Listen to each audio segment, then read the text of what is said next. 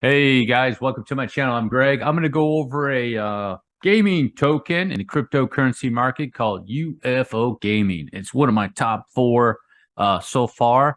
Out of the gaming tokens that I'm really liking, based off the charts and the data that I'm picking up from these coins. UFO Gaming, I'll go over the list. Gala Games, UFO Gaming, Vulcan Forge, and Alluvium, okay, are the ones that I'm going to be checking out personally right now. Of course, things can change, guys. You know, you might have to drop one of these bad boys like a bag of rocks and move on. But so far, so good with this coin right here. So I was watching it, seeing what it's going to do. It looked like it may have done some sort of impulsive move over here. Okay. So here's the area with the UFO gaming. Just give you a short-term idea. You see this wick?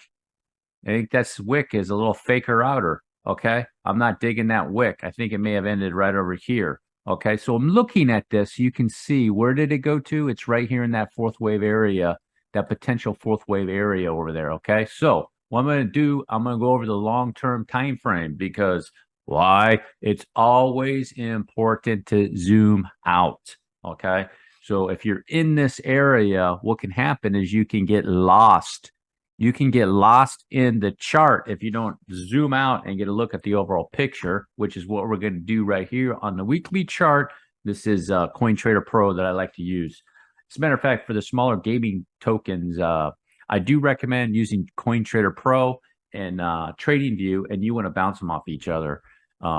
Just going back and forth with them. Okay. So here's the deal with UFO Gaming. Massive wave run, and UFO Gaming has done a drop of what? 98% all the way down to the bottom. Okay. Now, I think this was the token, if I remember correctly. Some of the big YouTubers were telling people to buy it over here. Well, the difference between me and them is I'm telling you to get into it over here. I don't hear anybody talking about UFO Gaming right now. So let's take a look at UFO right here, guys.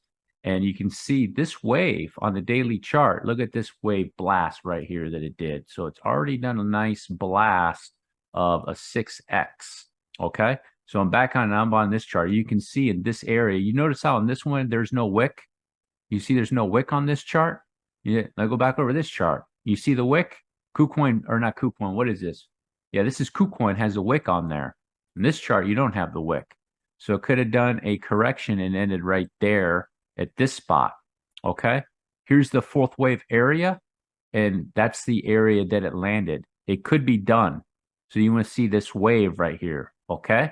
So how do I know this is impulsive move? So on the daily, you don't have divergence. Okay. So you got to check other time frames with it. 12 hours. Next one I go to. I don't have it on this chart. Another thing that I do, I'll show you guys something. The times. You see the daily. So I got 23, 20, and 22 hours too, where I'm really close to the daily to see if I can check it there too in 18, 12. I check these times also too to get as close as I can to the daily to see if I get divergence. So I'm on this chart now. I'm going to go to the 12 hour. Okay. I want to check this wave. I want to double check this wave, make sure it's not a corrective wave up ABC and it's doing something over here. So you can see from this point, and let you guys know, you see right here, right there, you see peak, and you have your divergence from there to there, just like so on this 12 hours. So that's strong enough for me on the 12 hour. It would have been better to see it on a daily on a wave that's strong. So you have a 1, 2, possibly. Here's your 3, okay, wave with the most momentum, if you can believe it. This wave had the most momentum in it. Even though it's not as long, and it just had a fifth wave blow off, okay, or a FOMO fifth wave, okay. The third waves can be FOMO waves, but the fifth waves in cryptocurrencies and commodities can really be FOMO waves, okay. So now we're over here and did a correction. So I'm going to look at the time. So how long did this wave take? That wave took it 56 days. And how long did this wave take it? Let's check that wave out. Let's say it went all the way over here, 66 days, okay. So a little bit longer than that wave. So that's good. So far, so good. And it's corrected to a decent spot. I like that. And then we're going to check this little area right here.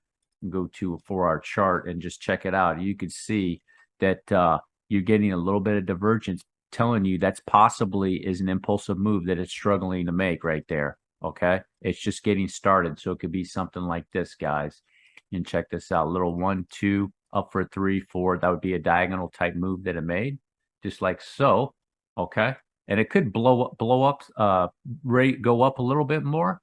All right, that could be the little move that I made right there, a little expanding diagonal. Okay, and this is common. To let you guys know, the diagonal moves, what they mean when they start and they end, it means a transition is coming. That's what those moves mean. So the diagonals are at the end. So at the end and at the beginning. So what this means is there's a transition, and it's a slow transition. So it wants to go bullish, but it's not ready, if you will. I'm trying to explain this and make it easy for it. It's not ready to do one of these. Is what I'm saying. It's not ready to just go bam, bam, bam, right? And start making these massive 5-wave moves like that. So it's a slow transition telling you, I'm trying to really go bullish, but I'm not quite there yet. And what you can have possibly is that you have your wave here, back down probably to that 4th wave right there, and then it's going to get ready to go into that wave. Now, the third waves cannot be diagonals. Third waves can never, ever be at diagonals.